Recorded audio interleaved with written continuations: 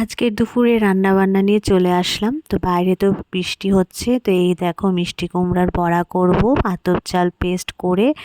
আর এদিকে আমি ভেন্ডি আলু শস্য বাটা দিয়ে বসিয়ে দিয়েছি। আর আমাদের আজকে নিরামিষই হবে মঙ্গলবারে।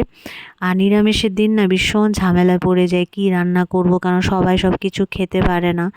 তো ভীষণ চিন্তা হয়ে যায় যে কি করব, কি রান্না করব। তো যাই হোক, আমি শস্য বাটা ভেন্ডি আলু তরকারি বসিয়ে দিয়েছি। আর এদিকে ডালও হয়ে গেছে আর ভাতও হয়ে গেছে। তো এখন মিষ্টি কুমড়াগুলো আমি আতপ চাল বেটে পেস্ট করে নিয়ে দিয়ে দিলাম। হলুদ গুঁড়ো দিচ্ছি আর এরপর একটু লঙ্কার গুঁড়ো আর লবণ দিয়ে এই মিষ্টি কুমড়া বড়াগুলো করে নেব। আর আমাদের নিরামিষের দিন একটু ভাজা টাজা ভাজা বড়া এগুলো হয়ই, না হলে কেউ খেতে পারে না। এমন হয় যে আলু হলেও আমাদের ভাজতে হয়, আলু ভাজি হলেও করতে হয় আর কি। তো যাই হোক, বাইরে তো বৃষ্টি হচ্ছে সকাল থেকে, তো একটু ভাজা বড়া না হলে তো চলেও না।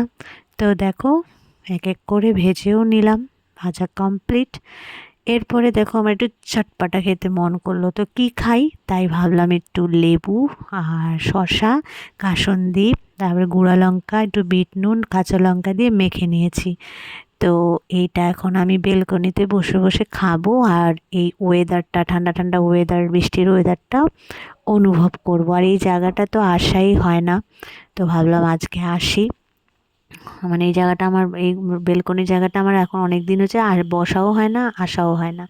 তো দেখো, ওই দূরে ওইদিকে মোটর গাড়িটা দেখা যায়, কিন্তু এত জঙ্গল এখন দেখা যাচ্ছে না। তো যাই হোক, এই ওয়েদার এনজয় করি।